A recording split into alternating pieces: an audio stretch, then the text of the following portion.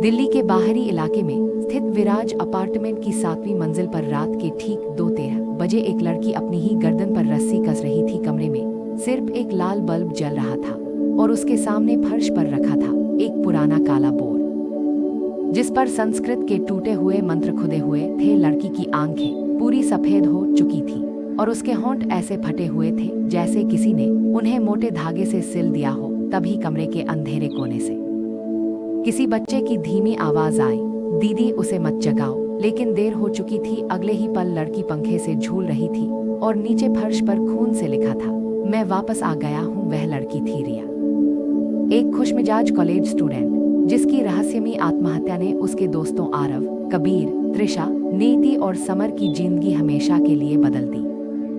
रिया की मौत के बाद उसके माता पिता शहर छोड़कर चले गए, लेकिन जाने से पहले उन्होंने आरव को सिर्फ एक चेतावनी दी, अगर कमरे में कोई अजीब चीज दिखे तो उसे मत छूना। लेकिन इंसानी दिमाग की सबसे बड़ी कमजोरी जिज्ञासा होती है। कुछ दिनों बाद पांचों दोस्त रिया के खाली फ्लैट में इकट्ठा हुए। बाहर तेज बारिश हो रही थी, बिजली बार बार चमक रही थी और फ्लैट के अंदर एक अजीब सड़ी हुई बदबू फैली थी। जैसे ही त्रिशा ने रिया का कमरा खोला, पूरा कमरा अचानक बर्फ जैसा ठंडा हो गया। दीवारों पर नाखूनों से खुचे हुए निशान थे और हर जगह सिर्फ एक ही शब्द लिखा था, मत बोलो। तभी समर को अलमारी के नीचे एक पुराना लकड़ी का बॉक्स मिला। बॉक्स के अंदर एक काला बोर्ड रखा था जिसके बीच में गोल शीशा लगा था और नीचे उकेरा था, जो देखेगा वो दरवाजा बन जाएगा।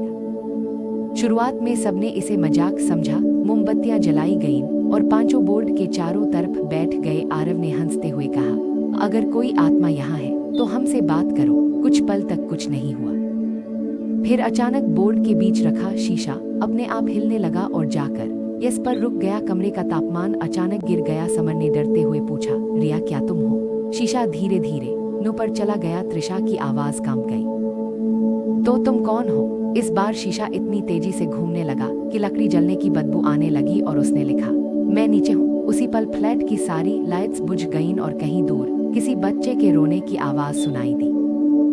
उस रात के बाद पांचों दोस्तों की जिंदगी नरक बन गई। कबीर को हर पानी की सतह में किसी बच्चे का चेहरा दिखने लगा। त्रिशा को रात भर कानों में फुसफुसाहट सुनाई देती, मुझे बाहर निकालो। समर के फोन में अपने आप वीडियो रिकॉर्ड होने लगे जिनमें वह खुद सोता हुआ दिखाई देता और उसके पीछे एक लंबी काली आकृति खड़ी होती जिसका मुंह सिल दिया गया था। लेकिन सबसे भयानक अनुभव आरव के साथ हुआ।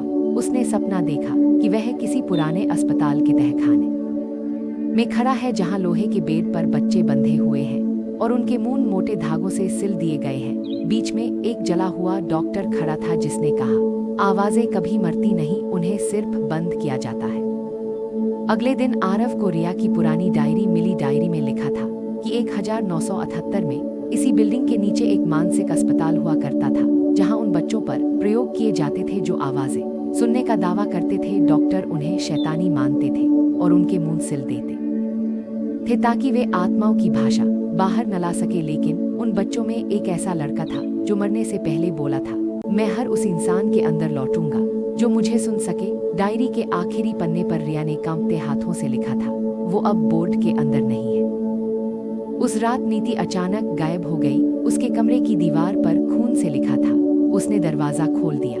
डर से कांपते हुए बाकी चारों फिर फ्लैट पहुंचे, लेकिन अब फ्लैट वैसा नहीं था। दीवारों से काला पानी टपक रहा था। हर कमरे में बच्चों के रोने की आवाजें गूंज रही थी और फर्श के नीचे से लगातार दस्तकें सुनाई दे रही थी, ठक ठक ठक, जैसे कोई नीचे से बाहर निकलना चाहता हो। समर ने डरते हुए फर्श तोड़ा तो नीचे एक जंग लगा लोहे का दरवाजा मिला जिस पर लिखा था, वॉच पूर्णविराम। दरवाजा खोलते ही सरांध की ऐसी बदबू आई कि सबकी सांसें रुक गईं। नीचे दीवारों पर सैकड़ों बच्चों की तस्वीरें टंगी थी और हर तस्वीर में उनके मुंह सिल दिए गए थे। तभी पीछे से आवाज आई, तुमने मुझे क्यों जगाया? सबने पलटकर देखा। नीति वहां खड़ी थी, लेकिन वह अब इंसान नहीं रही थी। उसकी गर्दन उल्टी दिशा में मुड़ी हुई थी, आंखों से काला पानी बह रहा था और उसके पेट के अंदर से बच्चों की आवाजें निकल रही थी। एक एक करके सब मरने लगे। कबीर को अदृश्य हाथ पानी की टंकी में घसीट ले गए। त्रिशा ने अपनी ही जीभ काट ली क्योंकि उसके कानों में आवाजें बंद नहीं हो रही थी। समर ने आईने में बार बार उसी जले हुए डॉक्टर को देखने के बाद अपनी आंखें खुद फोड़ दी। आखिर में सिर्फ आरव बचा। तहखाने के सबसे आखिरी कमरे में आरव को वह चीज मिली जिसे अस्पताल वाले मरीज कहते थे। एक दुबला पतला बच्चा लोहे की कुर्सी से जंजीरों में बंधा बैठा था। उसका मुंह मोटे काले धागों से सिल दिया गया था, लेकिन वह अब भी सांस ले रहा था। धीरे धीरे उसकी आंखें खुली, पूरी काली।